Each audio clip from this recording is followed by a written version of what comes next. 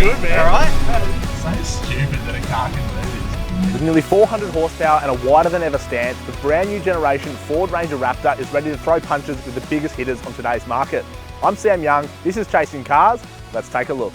So we're here in the new generation Ford Ranger Raptor, and this is got to be one of the most exciting, exhilarating cars I've driven in a very long time. With this new twin turbo V6 petrol motor, the amount of power and torque it packs is second to none. It's got 292 kilowatts, 583 newton meters. What does that mean? Well, almost double the factory power, almost double the factory horsepower over the previous generation Ranger Raptor, and a stack of torque. It throws you back in your seat at no matter what speed you're going, and it's got ample torque to really pull you up the steep inclines, and I'm sure, fully laden, this thing would have no dramas getting you up the road. The 10-speed select shift automatic with paddle shift in the Raptor is an insane experience as well. Being able to throw gears, downshift, upshift right here from the steering wheel really makes you feel like you're in a rally car. One of the things I've been playing around with so far in this new Ranger Raptor is all the select modes that you can access right here from the steering wheel, which is pretty unique to the Ranger Raptor model. You can change things like the variable exhaust, 4 different modes. You've got variable steering settings, and you can even adjust the suspension and how it handles. Right now we've got the suspension set in sport, so it stiffens everything up. We've got the steering in sport as well, so it's sharp and precise. And of course, we're motoring journalists. We've got the exhaust in bar hard mode, which is full noise, straight pipe, and listening to that new twin turbo V6 sing, well, it's pretty damn exciting. The Ranger Raptor's also got this whole new revised suspension under it, which means the driving experience is second to none of just about any dual cab I've driven. It doesn't even feel like a ute anymore. It feels like a street car or a track car even. It's obviously got the coil spring solid axle rear end with Watts linkage, which helps modernize it, makes it drive really nicely like a car would, and is what sort of separates it from other models in the dual cab market. It's got brand new revised Fox Racing suspension, 2.5-inch bore, diameter suspension in there, which is electronically variable as well through the drive modes in the car. It's also internally bypassed, which means you can travel through the entire range of motion, jump this car, do all sorts of exciting things, and the suspension's going to be able to handle it. The chassis's got reinforced front shock mounts, reinforced rear shock mounts, and even a reinforced chassis up the front as well, so you know that this thing is going to be able to handle absolutely anything you can throw at it. Now, there's no denying the new model Ford Ranger Raptor is a bold car, not for the faint of heart. The exterior is bold. There's big lines, big flares, it's wide, it's long, it's noisy, and I tell you what, this orange color that we're in, well, you're not missing it coming down the road.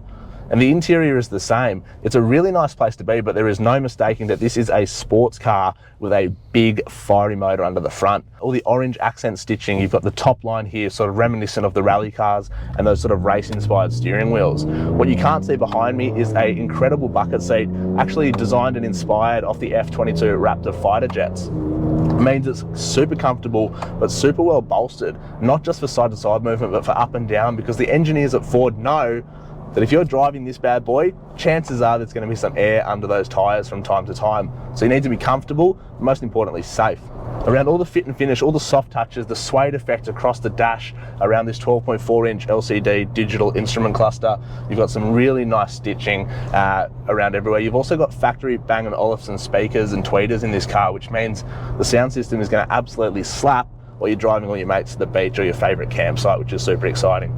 This huge 12-inch touchscreen display in the center displays everything, including wireless Android Auto and wireless CarPlay, which is super convenient. I'm even using it now, because I tell you what, I'm pretty terrible with directions. Overall, it's a super lovely place to be. This big sports steering wheel is super nice to grab. The paddle shift is great. It's super engaging. It's direct. There's no vague feeling. The E-shifter, similar to the Everest, I'm not a massive fan of. It's sort of a little bit awkward to use, but they have gone away with the weird thumb-operated gear shifts for the paddle shift, which I'm super stoked about. And this 10-speed select shift gearbox is absolutely a pleasure to drive with, especially with these paddle shifts, being able to just throw gears at it whenever you like. Overall, I'm pretty darn impressed. Now, there's no denying the brand new Ford Ranger Raptor is built tough. I mean, just look at it. Bright colours, bold styling, wider than ever. This thing is a true work of art. And I've got to say, I absolutely love it. They've changed everything. This isn't just a facelifted Raptor from the previous generations. The chassis changed, suspension's changed, the bodywork, the styling, the interior, and most importantly, the engine. everything is new in this updated model, and I can't get enough of it. Starting things off at the front, you can see this huge new grille. This is really sort of reminiscent of those big American, North American market vehicles we're seeing with a big square front and the blacked out features. You can see the massive raised FORD logo on the blacked out grille up the front, and sort of really running into these lovely C-clamp style matrix performance LED headlights that really set the front of this vehicle off. These headlights are such a cool upgrade over the previous generation. Not only do they look incredible with the DRLs and the shape, but they're also very intelligent. They're the matrix headlights, which means they have up to around 14 degrees of side-to-side view to help you look around corners. They actually have self-leveling as well, plus the high beam senses when there's a car coming towards you and will actually shut off some of the LEDs as to not blind them. So when I'm talking about this new Ford Ranger Raptor, you know that it is smarter than ever. There's also a couple of nice little features that are sort of paying homage to the North American vehicles as well, such as these 3 drop downs in the grille here, which is sort of reminiscent of the 3 amber lights that the clearance lights have on the bigger American trucks. Obviously we don't need them here, but it's nice to see them there. Looking down here, we obviously have the sort of quite stereotypical Ford Ranger Raptor front bumper. Below that are actually some rated recovery points and a 2.5mm steel bash plate which comes factory. Now what that screams to me is Ford have built this car with off-roading in mind, saving us that little bit of extra work with the protection and the recovery points up front, saving us money, meaning we don't have to do anything. Another massive feature about the front of this vehicle is that the front wheels have been pushed 50mm forward. Now whilst that doesn't sound like a lot, it has changed everything. The looks, the off-road performance, the approach angle, everything. The approach angle is now better than ever, and having that slightly longer wheelbase in the front means that it handles like a whole different car. So much more stable, so much nicer in its handling characteristics both on and off the road. We're here today in a lovely little off-road park getting it done, doing some testing, and I've got to say, I have never enjoyed driving a dual cab as much as I have enjoyed driving this new Ranger Raptor. Moving up onto the bonnet, it's not only got one of those really nice molded bonnets with lots of curves accentuating the body styling, but it's got functional vents, not only up the top for the bonnet, but also on these big wide guards, helping to wick that air out from the braking area. The other beautiful thing about having these wide flares fitted factory is you don't have to worry about trying to fit other flares to fit a wider tyre if that's what you wish. There's so much space in these guards to fit a wider tyre, a wider rim, or even a slightly larger diameter tyre as well. So they've really future-proofed this car. And from the side profile of the new Ranger Raptor, there's no denying this is a sports utility at its heart. It's wide, it's tough, it's staunch. It has nearly 300mm of factory ground clearance, an outstanding front approach angle, and an outstanding rear departure angle. But the things I want to talk about right now are the wheels, tyres and suspension, because that is a part that Ford have really gone away and thought about over the past couple of years to bring us something exciting, something new. And really the suspension in a Raptor is what makes it that worthy of that title, the Ford Ranger Raptor. It's the suspension, it's the things that it enables you to do when you're off-road. Starting things off, we've got these awesome charcoal 17-inch aluminium wheels, and they're wrapped in a BFG KO2 tyre. Whilst these aren't my favourite tyres on the market, they are a perfect combination for this vehicle. They're the 3-ply option, they're not an off-the-shelf option, which means these are specifically made for the Ranger Raptor in this size, in this sort of 3-ply construct. And what does the 3-ply mean for you? Well, having a stiffer sidewall means less sidewall play when you are tipping it into corners and steering it on the street, which is going to give you way nicer, way more positive steering feedback and performance out of the vehicle when you're on the road and even off the road. Diving into the suspension, that's where this thing really sings. It has got the ultimate upgrade. Fox 2.5-inch struts, shocks all round. Obviously the rear, coil spring, solid axle, Watts link. It is an absolute phenomenal suspension setup in the back of this. Up the front, it's got unique aluminium control arms, upper and lower, that have been specifically engineered and designed for this new Ranger Raptor. The front strut mounts in the front have also been reinforced, as well as the rear shock mounts have also been reinforced on the chassis, making this thing as strong as possible, ready for anything that you guys can throw at it. The other beautiful thing about this Fox 2.5-inch racing suspension is that it's internally bypassed, plus electronically adaptive, which means with the drive modes, you can adjust the suspension on the fly. The sensors on all these shocks send information to the ECU 500 times a second, meaning that you can adjust them on the go if the computer's not doing it for you. The other beautiful thing is they've been engineered specifically to maximize comfort, maximize the articulation and travel of the suspension. And having the internal bypass means that these shocks know exactly when there's a tire in the air, because chances are you bought a Ranger Raptor to jump it, and I know that's what we've been doing today. The shock knows that, and it's going to help travel through its full range of motion and then help absorb that impact as quickly and energy efficiently as possible to help provide a smooth, safe ride. One thing that is interesting to note is that the brakes are very familiar. And I say that because, well, they're pretty much unchanged from last year hardware-wise. They have gone to an electronic brake booster. They have upgraded the electronics behind the braking package. Interesting to note that Ford have pretty much doubled the horsepower, but left the braking hardware the same. It has held up so far. Potentially when you do have 2.5 ton behind it and you're towing, it might not love life as much, but it will be interesting to see how these things go in the long term and see if the brakes are up to the task of stopping this high horsepower street monster. Now, there's no denying I am a fan of a big booty. The back of this Ford Ranger Raptor is an exciting place to be for a number of reasons. Obviously, we've got that insane rear suspension setup that I spoke about before, those huge 2.5-inch adjustable shocks, disc brakes you've known to expect on these Ranger Raptor models. And I've got to say, the rear brakes are definitely adequate for the task that they've been asked to do. You can see this hugely accentuated rear tub on the Raptor. I think it's absolutely gorgeous. From behind, this car has such a wide stance, you definitely know that it is a Raptor equivalent of the Raptor model of this Ranger platform. The branding down the side, there are sticker packs available as well from factory, which help add a little bit of flair. There's even like a sort of digital splash effect that you can get on some of the models too, which is super exciting and super cool to see. One thing that I'm not a massive fan about on this car, now forgive me Ford, is that these new tail lamps have got radar equipment in them, which, don't get me wrong, is a fantastic idea, and it enables this car to have blind spot monitoring up the back here, park itself and all that sort of thing.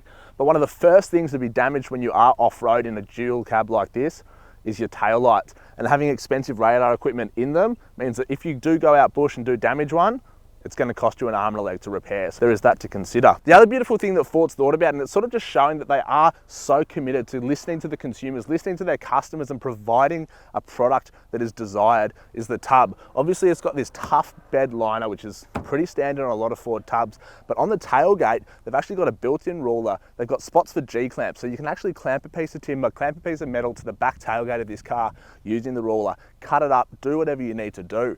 It's also got factory wired power outlets right here, as well as LED lights in the sides of the tub, which means at night time, if you want to power tools, if you want to power a camping fridge or anything like that, you have the ability to do so from this factory outfit, which is super nice to see. It's those small touches that really make the difference when it comes to a car like this. Speaking of re-engineered chassis, I did mention that the rear shock mounts are reinforced. They also had to reinforce and update the spare tyre mount under the back tub of this vehicle. Because there's so much more power, the suspension is so much more advanced.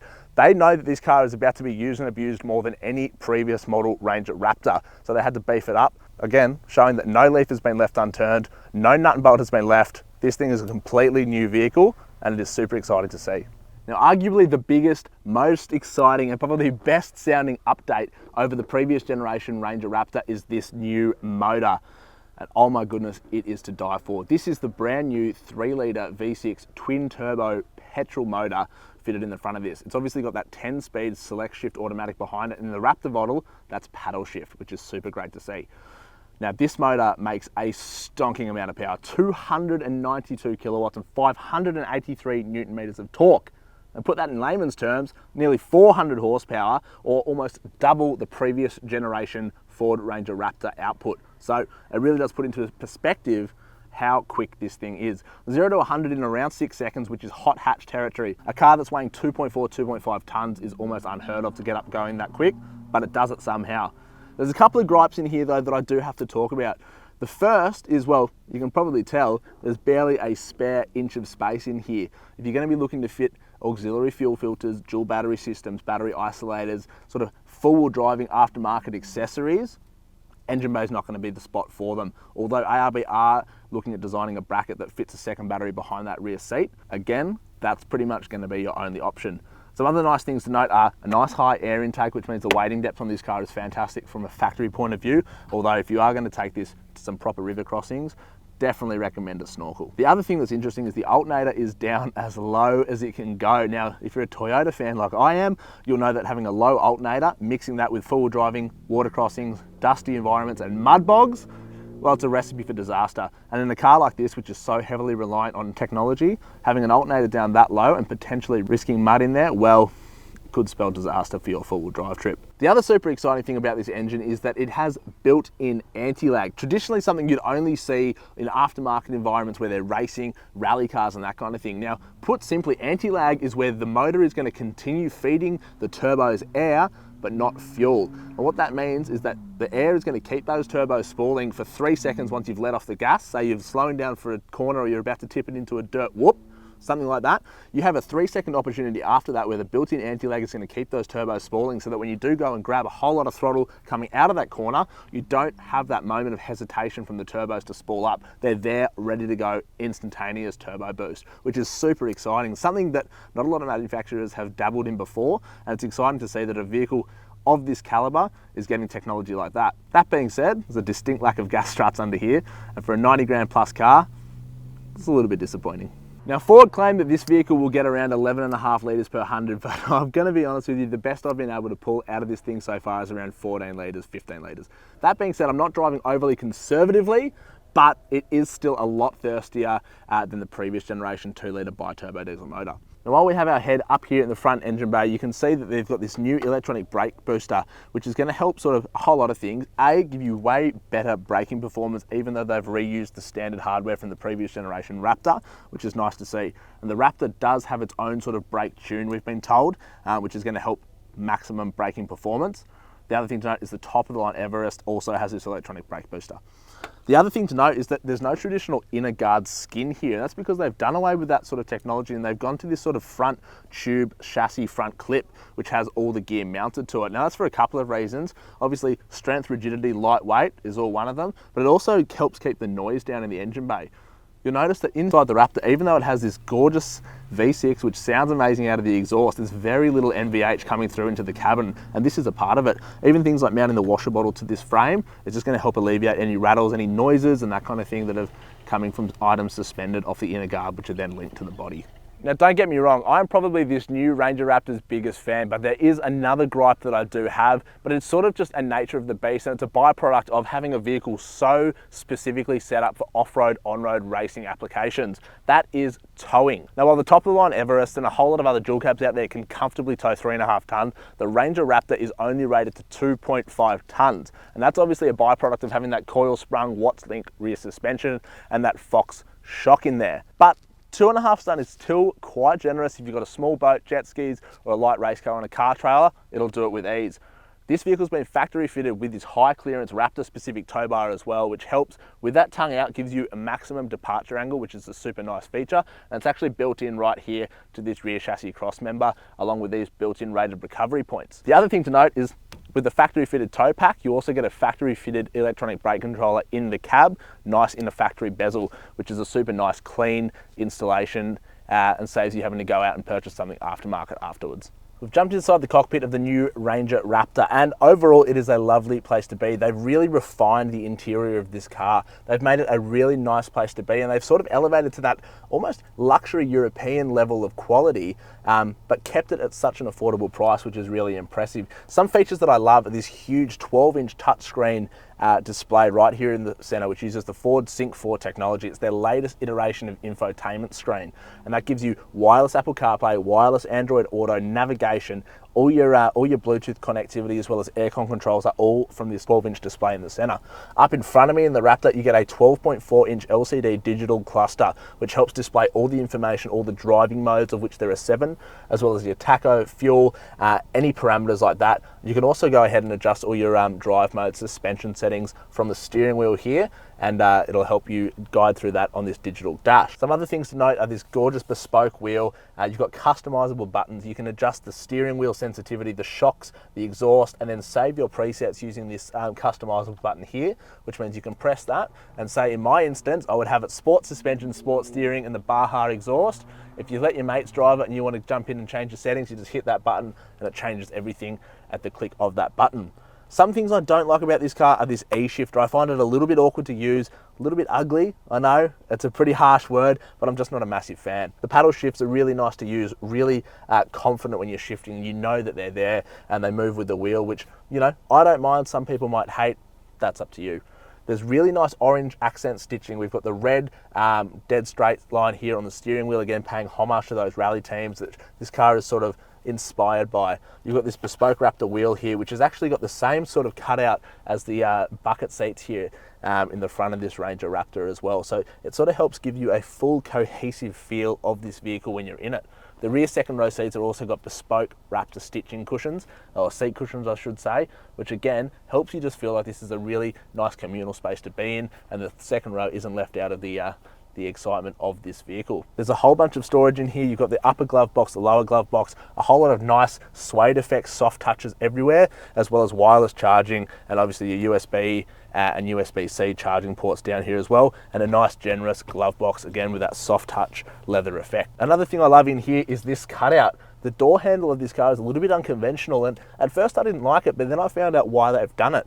They've sort of moved it down in here behind this grab handle, and the reason for that is they've been able to lower the mechanism out of the way of your elbow space here and help maximize the amount of room your arms have. Again, sort of making that cabin feel a whole lot more spacious, even though it isn't that much larger compared to the last year's generation. There's a whole lot of technology in this vehicle, a whole lot of drive modes. The off-road system is fantastic as well. Using this long button down here, you can press it and it will take you automatically to your off-road screen. And what that gives you is a sort of holistic look at what the driveline is doing. It tells you if you've got two-wheel drive, if you're in 4 auto, 4 high, 4 low. It tells you what drive mode you're in, whether it's Baja, whether it's mud, rock, maybe it's sand, maybe it's slip. And it also gives you full control over the front and rear factory fitted differential locks, as well as the downhill descent control, parking sensors, and even the front camera, which is another exciting feature. On the front of this car, on the front grille, there's a little high definition camera which displays here when you're going under 15 kilometers an hour, which means when you are rock crawling your lovely new expensive Ranger Raptor, that you can see exactly what's in front of your vehicle and not accidentally run into any rocks or boulders that you might not see looking over this big vented bonnet. The other beautiful thing is it also gives you some animated tyre track lines, so you can see exactly which way your tyres are pointing at any given time and help steer yourself through even the toughest terrain. Now, talking about upgraded technology in this new Ranger Raptor, they have really gone above and beyond. We've got things like lane departure, front crash avoidance, all that sort of stuff, automatic parking. It senses the speed limits, it displays them on your digital dash in front of you. It gives you alerts if you're exceeding them.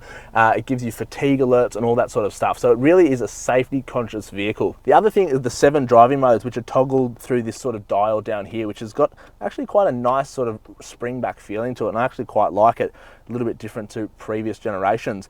The modes down here, you've got normal, you've got sport, you've got slip, rock, mud and rut, sand, and of course Baja. Now all these modes do different things, help cycle through the different sort of technology packages in this vehicle. It helps soften throttle response. It helps adapt the way the vehicle delivers torque and power. It helps sort of, you know, whether you're in the sand mode and it wants maximum torque, whether you're in slippery conditions and it's going to help sort of limit that torque to help reduce tire spin and that kind of thing. Those are all the things that you can do through here, and it helps fine tune exactly the conditions you're driving into the vehicle and help you out as best as possible. Now, there's not a lot of things that I have gripes about in this interior other than this E-shifter, but the other big one is digital exhaust noise. I know, it's a contentious topic for just about every motoring journalist and car guy out there. Now, don't get me wrong, this thing sounds intense when it's in Baja mode of the exhaust. It's almost like a straight pipe race car. It sounds incredible. But obviously NVH is such a big issue nowadays. To keep the noise out of the cab at sort of, I guess, a regulatory level, they've actually digitalized the exhaust sound. So it takes your throttle input, what the engine's doing and the mode you're in, and sort of overlays a constant track in the cabin so you can sort of hear what's going on. For me, I don't love it. I'm probably going to be driving with the windows down, having that visceral exhaust experience, but some of you may love it. So I'll be interested to see what you guys think. Maybe comment below whether you're sort of into that digital noise or not, because for me, well, probably not. It's also important to note that this car doesn't currently have an option for a long-range tank like the Everests do, which is interesting given, well, fuel economy isn't its strongest point, especially with me behind the wheel. So there's that to note as well. In here you can also see where there's the factory-fitted trailer control, which is another important feature of this. Having the radar in the taillights means that this car is smart enough to know exactly when there's a trailer on and can help account for that trailer space in its blind spot detection and monitoring. So that's a super exciting thing for you Ford Ranger guys out there that love towing your jet skis. Anyway, shall we see how much space is in the back? Now, normally I'd be sitting in the back of this car, but as you can see, when my chair is in the driver's position, well, unless you're a lower limb amputee, you're probably not going to be fitting back here. But that's okay, because chances are people aren't going to be 6'2" sitting in the back of this car. Some nice features are the addition of the USB-C and USB charging ports down here, 12 volt, as well as second row air conditioning as well. And obviously these nice big deep mat pockets in the back of this sports seat. The other really nice feature is obviously we've got our child restraint set up in the back here. We've got this really nice sort of Alcantara effect leather accent stitched seats which are bespoke to the Ranger Raptor in the back here and help sort of tie the whole interior together and give it this really nice uniform feel. And also the seats are actually extremely comfortable. I did squeeze into it earlier and I had no gripes. I actually had pretty decent amount of headroom. It's just the leg room that lets it down. And obviously nice, comfortable, big, deep door cards here. Multiple drink sort of storage spots as well for drink bottles, kids and that kind of thing. Overall, a pretty nice place to be. Well, there you have it, guys. A first look at the next generation Ford Ranger Raptor. It's powerful, it's wide, it's technologically advanced. It's everything everyone has been asking for. I'm Sam Young. This has been Chasing Cars. Leave a comment below with what you think of this Ford Ranger Raptor, and until next time.